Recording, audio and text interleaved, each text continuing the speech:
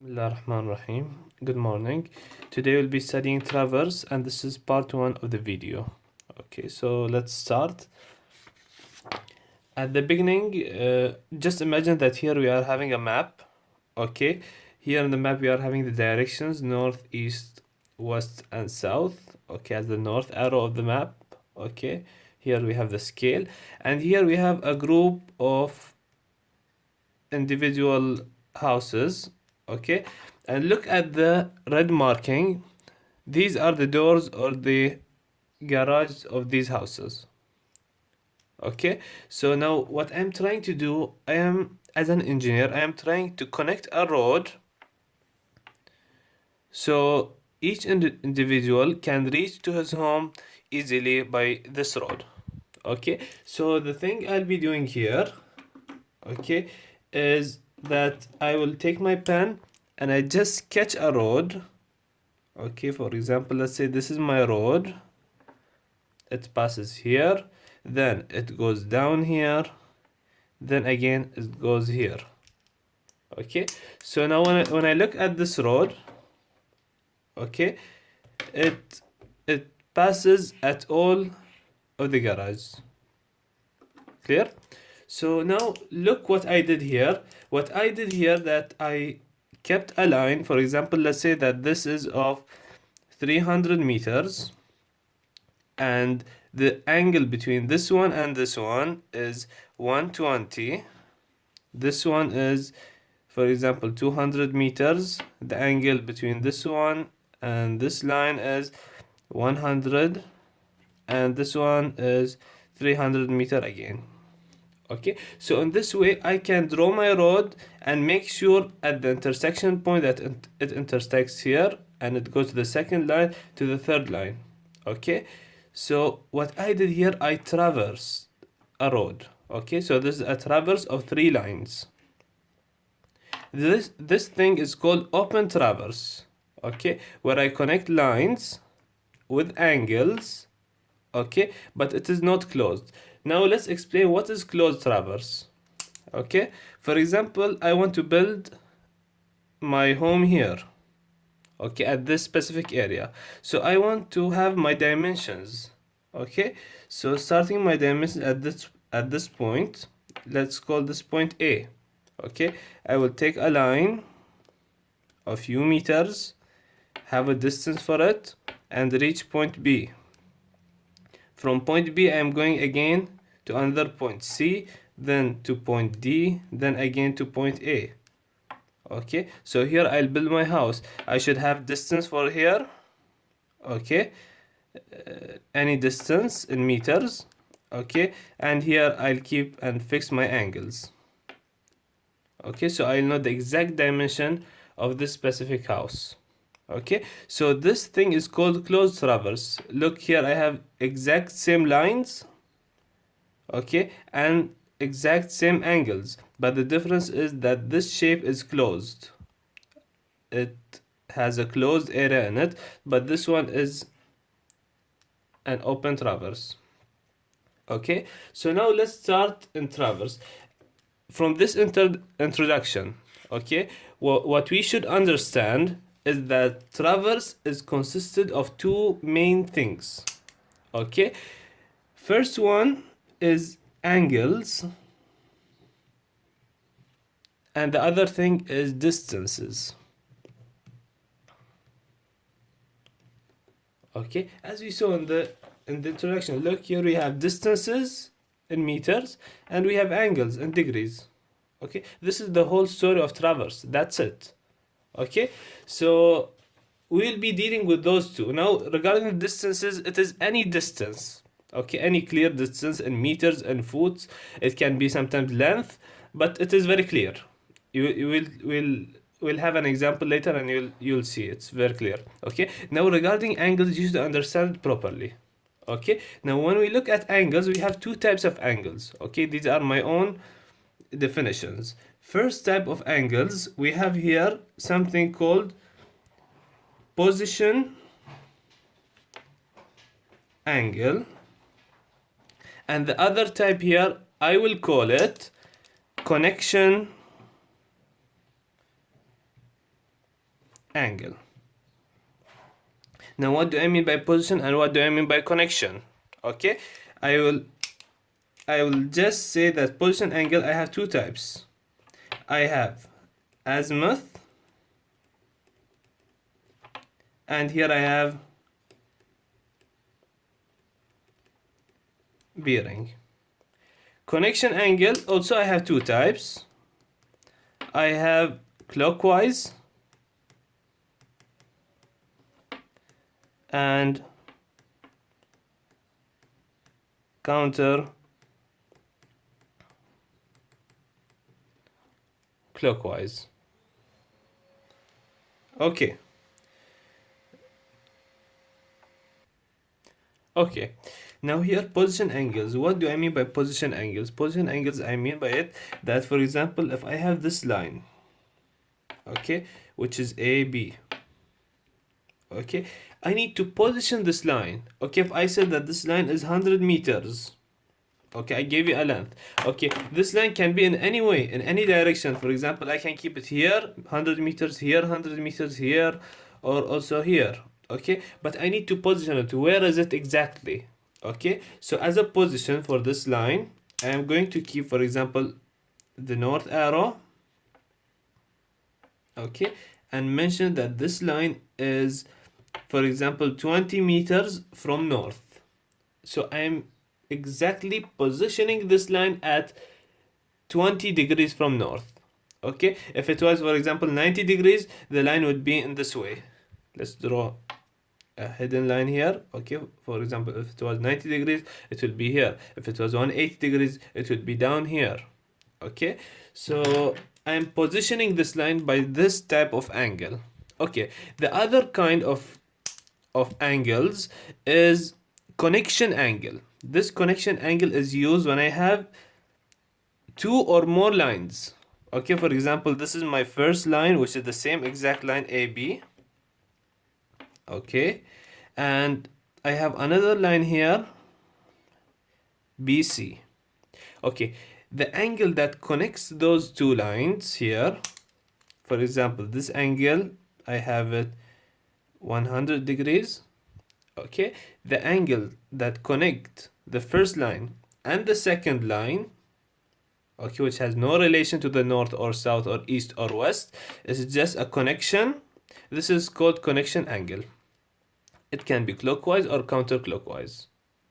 Okay, how it can be clockwise or counterclockwise? For example, I'm going from A to B to C. My direction is from A to C. Okay, so when I'm going from A to C, okay, now going from this road to this road, if I have two ways, up or down, this one is clockwise and this one is counterclockwise. Okay, it mainly depends on the direction. From this road to this road, I have clockwise and counterclockwise. Okay, if I am going, for example, this is A, B, and C. If I am going from C to A, let's change the color from C to A. Okay, so I'm going in this way. This one will be my counterclockwise, and this one will be my clockwise. Clear? So these are the two types of angles. Okay, now here we mentioned that it is a position, but we didn't explain what is azimuth and what is bearing. Okay, now I'll explain briefly what is azimuth and what is bearing. Okay, so now going to this one. Okay, azimuth and bearing are both to just position my line. Just say what is the exact position of this line. Okay, but there are only two different systems. For example, look at this green line. It is the same exact like this green line, but now studying the both systems, okay, I will show you how each system is positioning this line. Okay, so let's start from azimuth. Okay, azimuth always starts from north. It always starts from north. Okay, it is always between 0 and 360 degrees. It will not exceed this limit, and it is always clockwise. For example, if I want to position this green line, okay, by azimuth, it always starts from north clockwise. So I start from north and go clockwise to this line. So this is my azimuth for the first one, for the first green line. Okay, now for example, I want to position my second line, which is the red line. Okay, so azimuth starts from north, it is clockwise. So clockwise going from north, I'll just mention my second azimuth. Okay, it is still in the range of 360 degrees. So this is my red azimuth. Okay, so now going to the black line. I want to find the azimuth of this line. Again, I start from the north and go straight forward to this line clockwise. This is my black azimuth. And when I want to position the last line, which is the blue line, again I will go from the north clockwise to the line. This angle is my azimuth. Okay, for example, let's say that this azimuth is equal to 30. Okay, so here, for example, the green line, my azimuth is equal to 30. Just in this way we write it. Going to the bearing. Now when we look at the bearing, okay, it can start from the north or the south. It depends. It is closer to which one of them. Okay, the bearing angle, it is between 0 and 90 degrees only. It cannot be 0, it cannot be 90. Okay, it can be clockwise or counterclockwise. So let's have a look here. Okay, starting with the green line, which is the first line. Okay, I want to position this line. Okay, I can start from north or south. I will look at this line, it is closer to the north. So I have to start from the north, not from the east, from the north to the line. Okay, let's assume that this angle is 30 again. So here my bearing will be, it is between north and east. I'll say north, 30, east. Okay, and now moving to the second line. This line, it is closer to the south than the north. Okay, so I'll start from the south to the line. Let's assume that this one is 40. So this line is between south and east. I'm going to say south, 40, east. Okay, moving to the third line. It is closer to the south than the north. So I'm going to start from the south to the line. Let's assume that this is 50. Okay, so this line will be south, 50, west. Moving to the last line, it is closer to the north. So I'll start from the north. For example, if this is 20, I'm going to say that this is north, 20, west. Okay, so this is the main difference between azimuth and bearing. Okay, now if I want to convert a specific angle from azimuth to bearing or from bearing to azimuth, what should I do? Okay, so here I have some equations or some conversions from bearing to azimuth. Okay, in the first quarter, between north and east, they are equal. In the second part, this is part 2, bearing is equal to 180 minus azimuth. And the third part, bearing is equal to azimuth minus 180. Fourth part, bearing is equal to 360 minus azimuth. Let's have an example. Okay, and we'll return to this one again. Okay, looking at those examples. Okay, I'll start the first one. Convert from azimuth to bearing. These are my azimuth angles. So I'm trying to convert them now to bearing angles. Okay, first one is 80. Now look, here I have 0. This is 90, 180, 270, and again 360. Okay, so when I'm looking at 80, it is between 0 and 90. So it is in the first quarter. So what I'm going to say here, that here, because it is in the first quarter, so they are equal. So here I'll write also 80, but the only difference is that I'm going to mention the north and the east. So I write here north and east. Okay, moving to the second one, which is 150. Okay, now look, 150 is between 90 and 180, so it is somewhere here.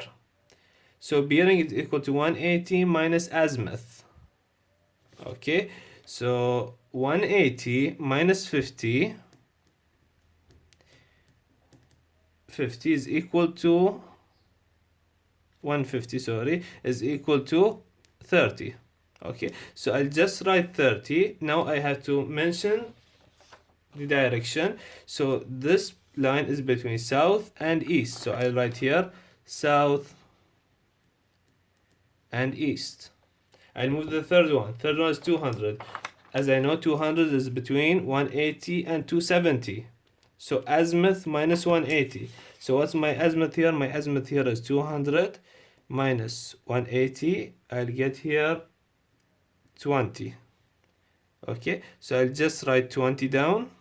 Okay, now I have to mention the direction. Let's move to the direction. It is between south and west. So I write here south, west. The last one, 330. 330 is between 270 and 360 in this part. So 360 minus azimuth. So we'll have here 360 minus 330. I'll get here 30. So I'll just write here 30, and then I'll take the north and the east. It is between north and east, and sorry, north and west. So here I write north and west.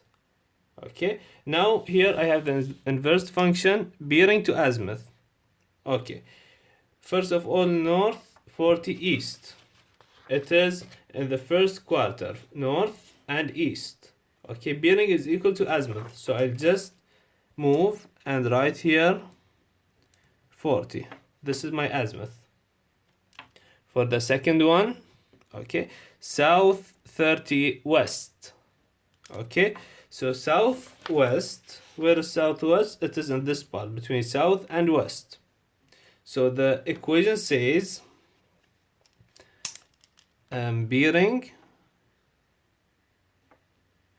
is equal to azimuth minus 180. So I need my azimuth. It is equal to bearing plus 180. So my bearing is 30 plus 180. I'll get here 210. Okay, so I'll get here 210 degree. Okay, so these are the conversions. This is the introduction. Okay, the beginning of traverse. I'm going to I'm going to continue in part 2 the rest of the chapter. Okay, so please wait for part 2. Thank you. Bye.